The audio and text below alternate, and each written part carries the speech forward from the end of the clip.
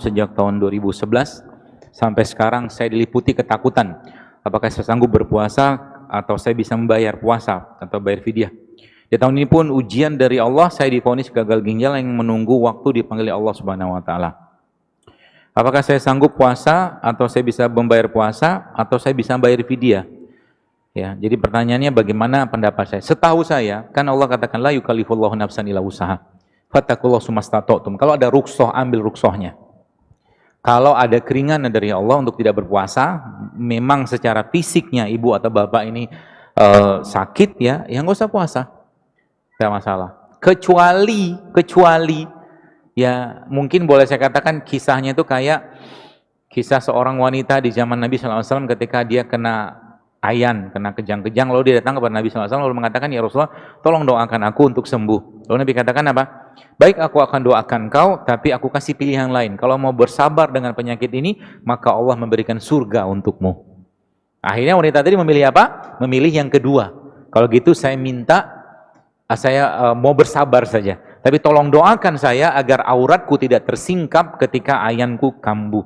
Nah subhanallah wanita itu kemudian meninggal. Nah kalau katakanlah nih, saya tidak mengajarkan atau menyarankan ibu katakanlah untuk mempersiapkan, tapi mempersiapkan meninggal itu bagus. Ya, mempersiapkan meninggal. Tapi pertanyaan kita zolim nggak sama diri kita? Kalau ibu merasa bahwa, pertanyaan bagus banget ya. Kalau ibu merasa bahwa insya Allah saya menghadap Allah dalam kondisi berpuasa, maka puasa aja. Bismillah. Karena puasa itu memang bikin sehat sebenarnya. Itu bukan hadis. Puasa bikin sehat. Tapi kalau menurut ibu, ya secara ilham lah, kadang-kadang ibu minta petunjuk sama Allah, kayaknya saya nggak usah puasa deh, ya nggak usah puasa. Tergantung bagaimana ibu pengen. Dua-duanya sebenarnya kalau boleh saya katakan boleh-boleh aja. Cuman kalau kita dapat rukhsah, mendingan ambil rukhsahnya seingat saya. Seperti ibu menyusui, ibu hamil, nggak usah puasa, ya lebih baik nggak usah puasa. Ustaz, apakah boleh makan ikan asin? Siapa yang melarang? Boleh, asal ikan asinnya bener ya. Ya, ikan asin bener maksudnya apa? Nggak pakai formalin, nggak pakai apa, boleh-boleh aja ikan asin, nggak masalah. Ya.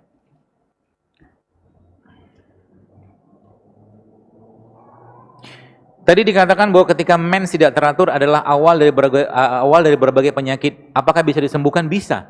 Syaratnya apa? Jangan nyampah dulu. If you want to cure someone, kalau Anda mau ngobatin seseorang, ask them to stop what make them sick. Kalau ngobatin orang, stop dulu apa yang membuat mereka sakit. Yang membuat mereka sakit apa? Itu yang saya katakan 5 hal dan 4 hal tadi. Itu bikin sakit. Sama satu lagi, semua makanan yang diolah, diproses. Saran saya, jangan jadikan makanan tiap hari. Kalau Anda pengen camilan, bawa dari rumah, bawa buah, ya bawa kacang-kacangan, itu jauh lebih baik daripada Anda beli yang kemasan-kemasan itu, teman sekalian. Saran saya begitu. Kenapa? Seringnya kita nggak sadar, kita makan kalori luar biasa tinggi loh ketika Anda minum 1 botol teh manis yang pakai ya botol tuh. Itu tinggi kalorinya loh itu. Bisa 100-200 kalori dan itu cukup banyak energi yang kepake termasuk dalam tubuh kita. Jadi saran saya jangan. Termasuk saya ada ibu teman dia pengurus jamaah kajian saya juga. Ibu itu subhanallah kena autoimun. Saya lupa dia ngesebut autoimun. Tapi 4-5 tahun dia makan obat steroid ya.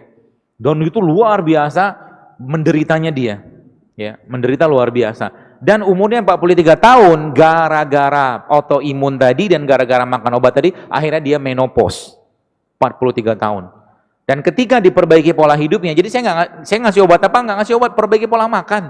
Benerin makan. Ya, saya suruh dia minum ini apa namanya? Serai. Lupa, mungkin kurang minum. Akhirnya habis. Jadi nggak tersinggung lagi panitianya. Nggak apa-apa lah. Moga-moga pahala saya banyak. Jadi saya suruh dia minum ini nih, karena ini kalau saya sering membahasakan ini steroid alaminya Allah. Serai ini kalau Anda minum itu efeknya luar biasa loh. Untung nggak galon. Ya, steroidnya ini steroid Anda campur dengan madu sampai jeruk nipis itu efeknya luar biasa. Ini loh. Begini aja, lihat aja di browsing aja apa kandungan dari serai misalkan gitu tuh. Ya, akhirnya subhanallah apa yang terjadi? Dia ngatur pola baru 2 bulan, dia mens lagi loh. Bisa balik lagi. Kalau belum waktunya mati, nggak mati kita, tenang aja. Kalau belum waktunya menopause, kalau dia diperbaiki ya dia akan balik. Tenang aja. Makanya Islam itu, kalau boleh saya katakan, kita tuh nggak kenal anti-aging. Ngapain juga minum suplemen anti-aging? Kalau Anda rutin puasa, makan beginian, pasti baik badannya. Gitu loh. Karena ini anti-aging semua di sini. Kunyit apalagi. Ya kalau kita baca penelitian, kunyit itu bisa mengaktifkan gen awet muda. Gen sirtuin namanya. Subhanallah, ada pada kunyit dan semua jenis, beberapa jenis rimang-rimpangan seingat saya. Gitu ya. Jadi, apa tuh namanya, bisa diperbaiki. Salah satunya apa? Nanti coba ibu atau mbak ini, pastinya mbak ini atau ibu lah, ikutin yang ada saya share, namanya 7 Day Challenge JSR di IG. Ikutin polanya di awal, itu tulisan saya di awal tuh. Ya itu untuk pola bersih-bersih badan kalau bahasa saya. Ya. Nanti akan balik lagi insya Allah mensnya. Apalagi ibu-ibu boleh menggunakan yang mens bermasalah pakai apa tuh namanya, namanya seed cycling. Seed cycling itu kita menggunakan beberapa jenis biji-bijian. Ada 4 jenis biji-bijian dari hari pertama sampai hari 14, kemudian hari 14 sampai hari ke-28. Ya, itu bisa pakai. Nanti di IG banyak tuh hashtagnya seed cycling. Ya, seperti itu. Saat ini saya sedang program hamil dan mengkonsumsi biji-bijian yang ada di IG dokter. Saya didiagnosa dokter kandungan bahwa sel telur saya kecil. Setelah selain biji-bijian ada tambahan lain selain biji-bijian? Ada. Semua produknya lebah itu bagus. Semua produknya lebah. Ya, apa itu? Ya, madu, bipolen, royal jelly, propolisnya, makannya terus setiap hari. Ya. Sama apa tuh namanya? Rimpang. Rimpang yang paling bagus apa? Untuk memperbaiki perut kita sama ginjal kita. Saya sarankan 2 sebenarnya. Pertama, kalau Anda mau bikin infus juga nggak apa-apa tuh. Anda cemplungin kayu manis, jahe, sama kunyit. Minum tiap hari itu. Nanti spermanya jadi lincah. Gitu. Dan kalau Anda minum gitu, sebenarnya apa yang terjadi kemudian? Terjadi kemudian nanti insya Allah sebenarnya tubuh akan nge-recover sendiri gitu. Ya, tubuh kita tuh bisa nge-recover sendiri kalau bahan bakarnya atau bahan bakunya cukup. Itu kata kuncinya. Bahan baku dapat dari mana? Dari protein, dari vitamin, dari asam amino. Seperti itu, ya. Saya sudah nikah 2 tahun tapi belum hamil. Sama ada riwayat operasi kista ovarium. Padahal dari haid selalu lancar. Sarannya Pak, saya nggak tahu ibu ini makan apa ya. Tapi besar kemungkinan, sebagian besar masalah-masalah kehamilan, terutama kayak kista begini itu gara-gara, setahu saya sih, over estrogen. Over estrogen banyak dari mana? Salah satunya dari ayam. Ayam potong. Ayam potong itu sekarang nggak disuntik. Sudah pakai pakan. Pakannya ada antibiotik, ada hormonnya di situ. Supaya bisa cepat dipanen. Normalnya ayam dipanen, karena saya dulu pernah ternak ayam, jadi tahu. 35 harian. Tapi ayam-ayam yang dikasih kayak gituan tuh 25 hari bisa panen. Tapi ada tapinya. Teman-teman pernah lihat ekosistem? Mana pernah tahu segitiga sistem? Yang dulu kita SD SMP, yang paling tinggi siapa? Manusia. Pemangsa tertinggi. Dan ketika ada satu kelipatan, misalkan di produsen masuk produsen 1, produsen 2, produsen 3, produsen 4 gitulah.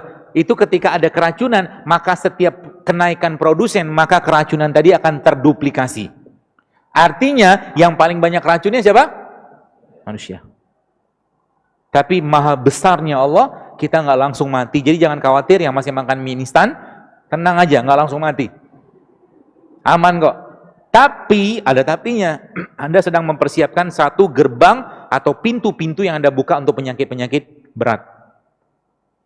Itu bukan, jadi kalau saya kadang-kadang ketawa aja ketika lagi di bencana gitu kan, bencana, dikirim lagi, bencana. Kasih mereka makanan, they need food sebenarnya. Bukan bahkan makanan kayak begitu gitu loh. Dan sedihnya kita jadi makanan harian zaman sekarang. Ya. Jadi itu ya, ibu yang tanya ini. Dan ada hashtag saya di IG namanya resep wanita JSR. Kalau nggak salah itu pakai rumput laut, pakai kolang-kaling, sama pakai licorice, kayu manis Cina. Kalau nggak ada kayu manis Cina bisa pakai kayu manis biasa. Itu untuk membersihkan ginjal.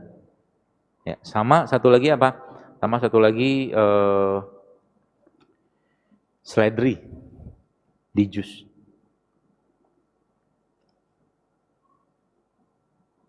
Produk Allah apa saja yang dapat membantu menyembuhkan leaky gut? Semua jenis bumbu. Semua jenis bumbu. Cengkeh, jahe, kayu manis, kapulaga. Pernah saya share waktu kan? Itu cemplungin kayak bikin bumbu soto itu loh. Itu semuanya obat untuk leaky gut. Ya, catatannya apa? Jangan lagi masukin gluten sama dairy. Ya, leaky gut itu ya bisa disembuhkan dengan itu. Ya, dan yang paling luar biasa sebenarnya paling kalau kita sering nyebutnya the king of rimpang itu jahe sebenarnya.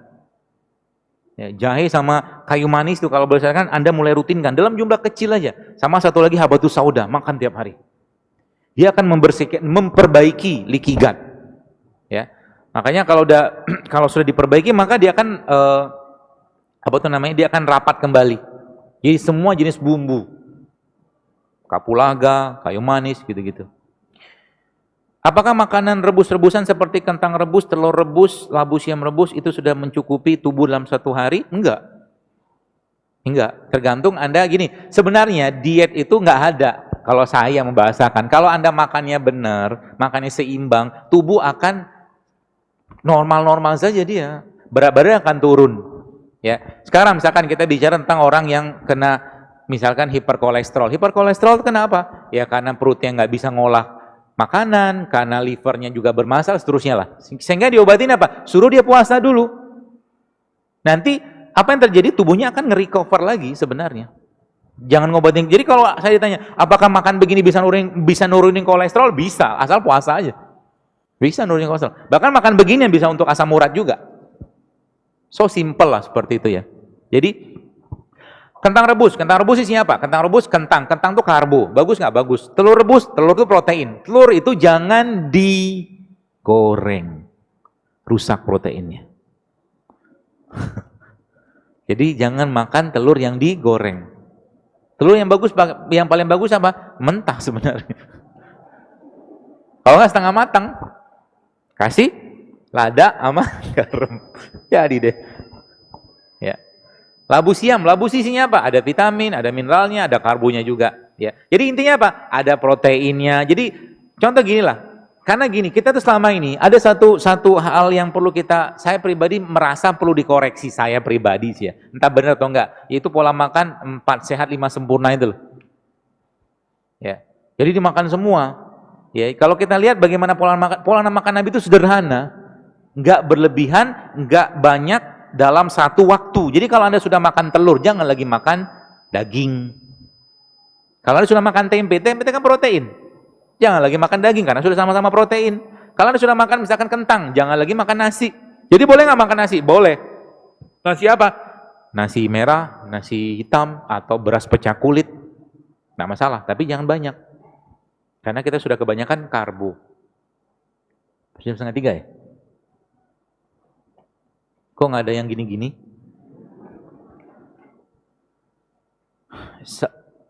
Om saya sudah sedang sakit sejak beberapa bulan lalu, sudah turun berat badan 6 kg. Awalnya rasa pusing, depresi, nanti diagnosa sinusitis, sampai kemudian diperiksa lagi, CT scan hasilnya bersih, gak ada sinus, akhirnya sekarang terapi sinse. Sudah 3 kali bekam dan totok, kondisi masih pusing, tak kunjung hilang. Mohon sarannya dok, puasa.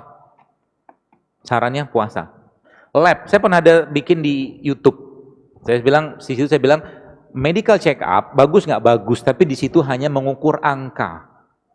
Banyak orang yang medical check up-nya bagus, tapi tubuhnya masih bermasalah. Banyak. Muncul dari mana? Sama kayak mobil. Mobil itu kalau mobilnya mobil bagus, mobil mewah, maka jangan isi dengan premium, isi dengan pertamax. Kalau mobilnya mahal, sebelah mobil sport car gitu kan, diisi dengan premium, maka mobilnya lama-lama ngeluh juga. Di starter susah, tiba-tiba mogok, yang ujung-ujungnya yang bawa mobilnya stres. Sama kayak badan kita. Tubuh kita itu teman-teman sekalian, sebenarnya dia tidak langsung menunjukkan satu penyakit. Jadi penyakit yang didapatkan seseorang itu adalah kumpulan gejala. Gejala itu sudah dikasih tahu sama tubuh. Misalkan ya, sering pusing, sering batuk pilek, sering misalkan padan pegel-pegel, ya mens bermasalah segala macam gitu. Itu sebenarnya sudah indikator badan ngasih tahu, tolong perhatikan saya, tolong jangan sampahin saya lagi. Itu sebenarnya. Jadi kalau ketemu kayak begini apa yang dikerjakan? Ubah semua polanya, ajak omnya ini berpuasa. Atau kalau nggak berpuasa, biasakan lapar. Nama kerennya intermittent fasting. Ya. Apa yang kemudian dilakukan? Makan semua jenis rimpang-rimpangan, makan semua jenis bumbu-bumbuan, makan produk lebah, nanti hilang semua tuh. Insya Allah. Asal hulunya di stop, yang bikin dia sakit. Tanya makannya apa. Jadi kalau kita ngobatin orang, misalkan orang tanya, saya begini-begini, tanya dulu makan tiap harinya apa. Karena itu kuncinya di situ. Kalau kita belum mampu memperbaiki isi piring kita, berat untuk diobatin penyakitnya, teman-teman sekalian. Ini pertanyaannya panjang betul. Yang dikit-dikit aja ya. Kenapa ada orang yang makannya banyak tapi nggak gemuk-gemuk? Cacingan mungkin. Tapi ada orang yang makan sedikit.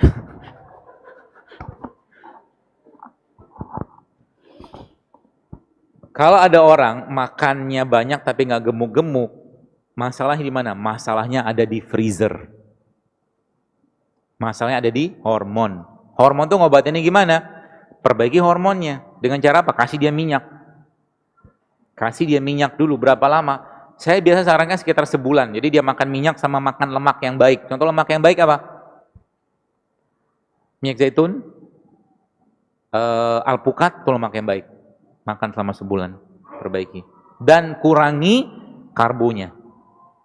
Ya, habis itu ngapain? Habis itu dia harus latihan beban kehidupan. Bukan. Latihan beban itu bukan pakai barbel ya. Latihan beban itu kayak plank, squat, push up, itu latihan beban itu. Sebab itu akan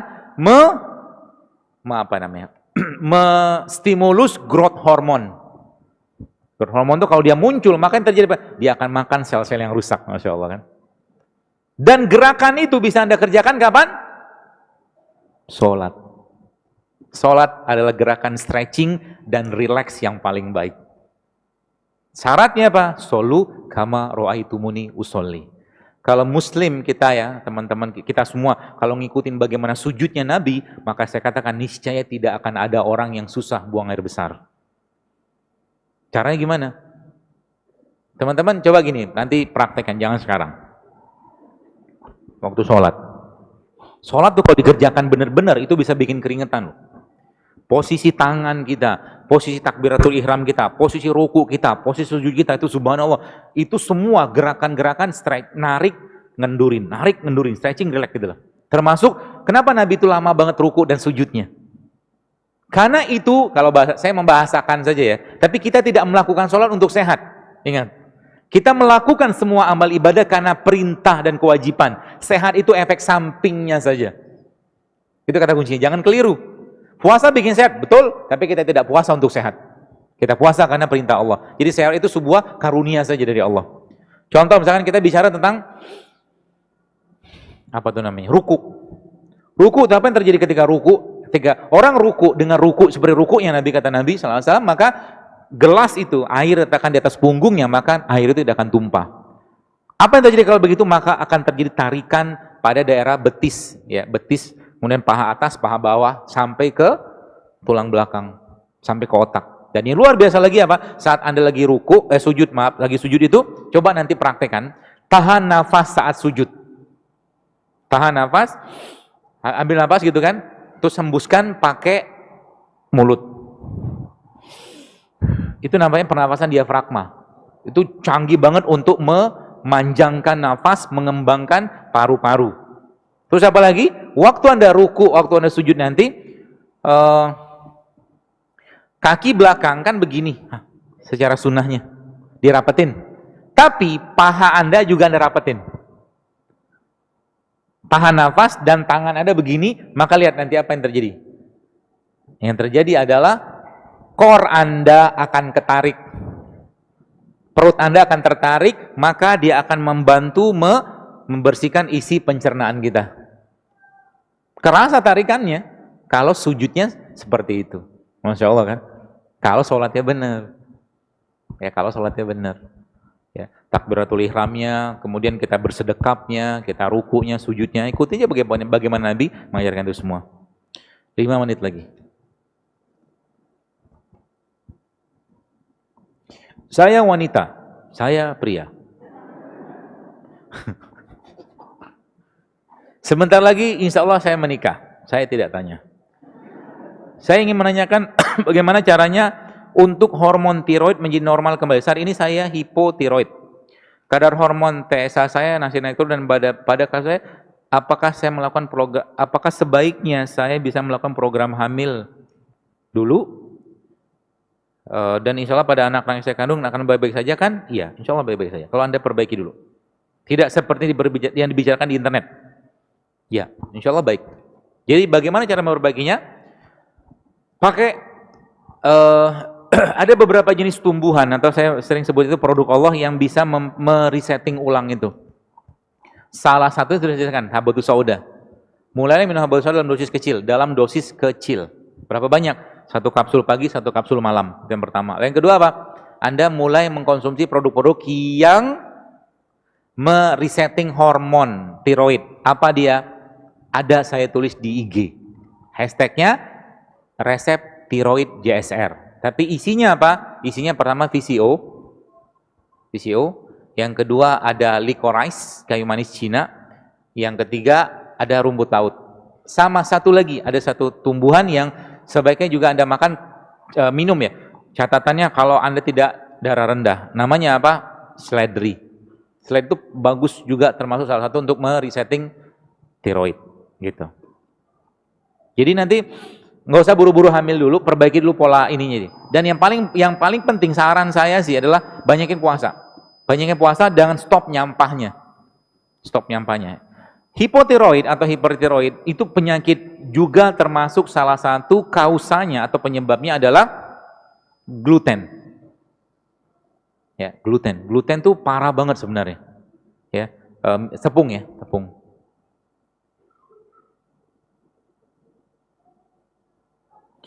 Dokter, saya mau tanya tentang essential oil yang tren saat ini. Bagaimana menurut dokter tentang oil tersebut yang belum ada sertifikat halalnya, walaupun bahan-bahan tumbuh-tumbuhan? Kuncinya adalah, kalau kunci kita bicara halal, maka kunci kita kembalikan pada hadis. Nabi mengatakan apa? Innal halal bain wal haramu bain wa bainahuma mushtabihat. Halal itu jelas, haram itu jelas, di antara keduanya ada syubhat. Kalau ragu, tinggalin. Itu aja. Jadi kalau Anda mau pakai sesuatu dan Anda ragu, jangan pakai. Ya, tapi kalau Anda yakin, ya udah pakai aja. Bagus nggak? Bagus. Essential oil atau minyak-minyak volatil sebenarnya ada dalam, saya lupa kitab apa, tapi dalam salah satu kitab pengobatan Nabi ada. Dan memang disarankan untuk dipakai. Essential oil. Tapi essential oil sebenarnya nggak usah pusing-pusing. Anda cari aja minyak serai, minyak cengkeh, minyak jahe. Itu essential oil semua sebenarnya. Nah itu yang dikembangkan di India namanya Ayurveda.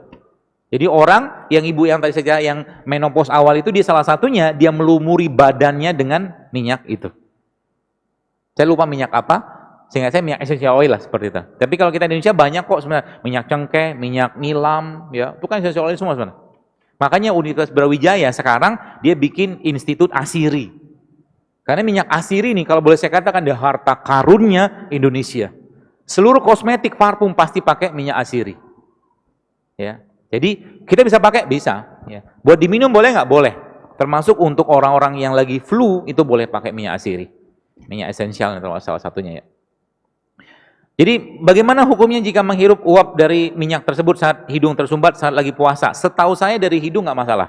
Setahu saya. Jadi tanya sama ustadz yang ahli fikihnya. Setahu saya nggak masalah kalau dari hidung.